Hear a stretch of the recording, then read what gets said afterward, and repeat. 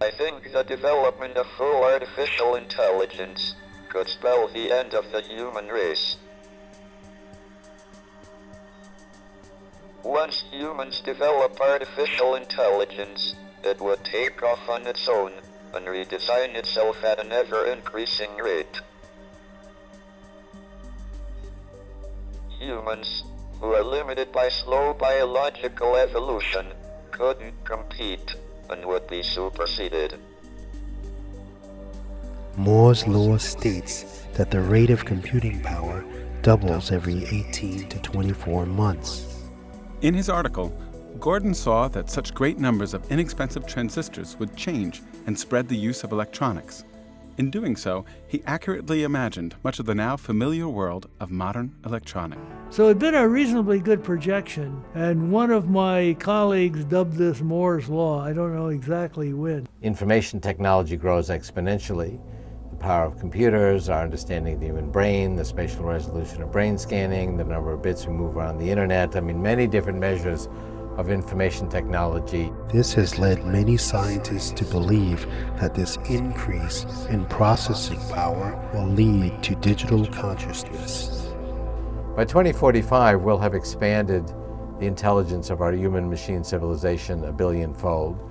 That will be a singularity. We borrowed this metaphor from physics to talk about an event horizon that's hard to see beyond.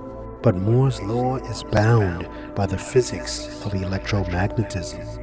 I met with the physicists at Zurich IBM, one of their leading institutions, and they told me that, they could see it now. It's not in science fiction, it's not in the future. They could see it now, that we're beginning to sputter with regards to building more and more computer power.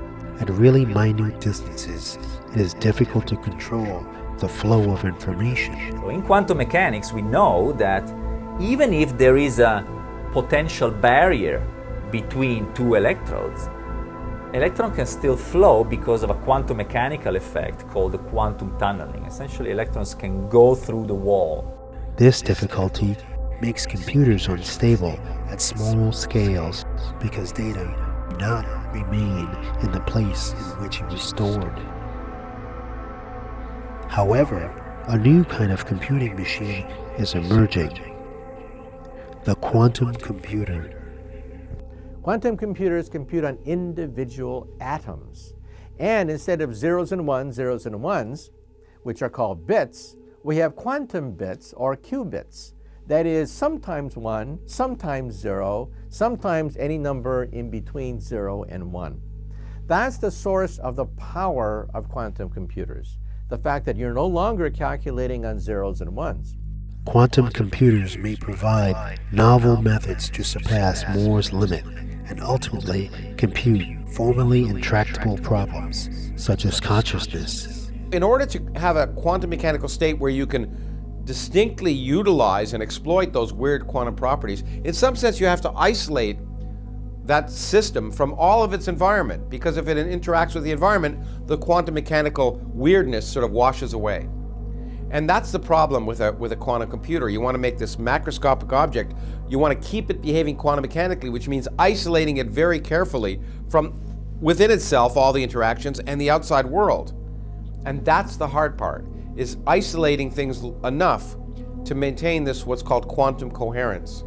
And that's the challenge, and it's a huge challenge. Due to this limitation, it is conceivable that quantum computers will be preceded by another interim technology. The Tata Laboratory is working to fabricate electronic components, such as transistors and diodes, from organic substances.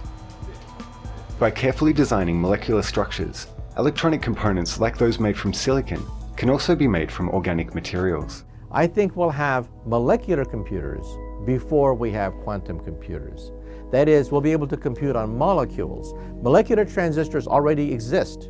We can already make them. We can make them out of graphene, which is one layer of carbon in a gigantic sheet. The world's smallest molecular transistor is one carbon atom.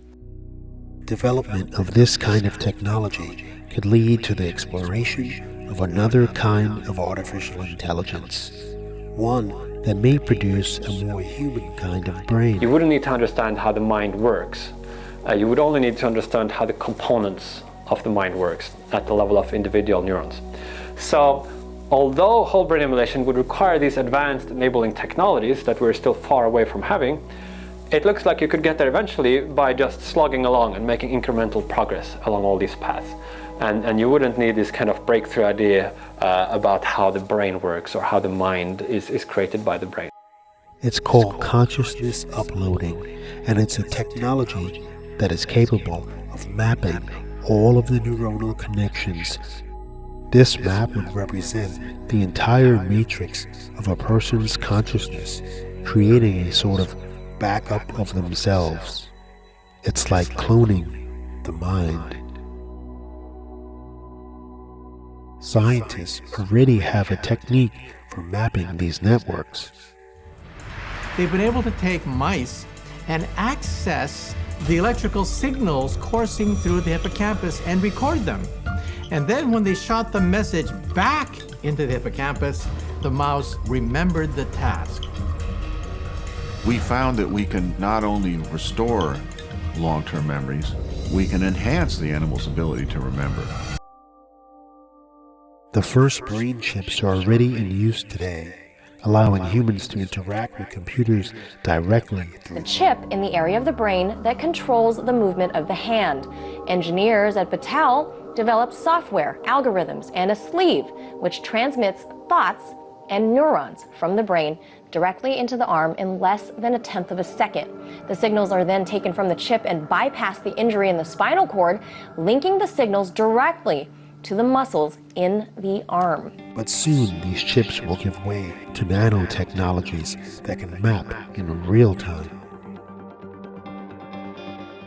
You take some person's real brain who knows how to do things, and you scan that brain in fine detail, exactly which kind of cell is where and what kind of chemical concentrations are there. When you've got enough good models of how each cell works and you've got a scan of an entire brain, then you could be ready to make an emulation of the entire brain. This technology is most likely to produce a human-like consciousness because it is in fact a digital copy of us. You put together a bunch of molecules in the neurons in the brain, a billion of them, 100 billion of them, connect them up in the right way, and suddenly somehow you get this phenomenon of conscious experience. It feels like something from the inside, a totally surprising thing that you can never predict just from the organization of the neurons alone. Consciousness transference through mind uploading will have the inevitable side effect of imbuing the machine with consciousness. How do we know this is actually him? What are you talking about? We built this from Pin's core. We don't know how much of Will's consciousness actually survived. It may be intelligent, may even be sentient, but this is not Will. Since digital consciousness can be reproduced nearly infinitely, it is little more than a simulacrum. The methods of science right now are great for explaining objective processes and objective functions.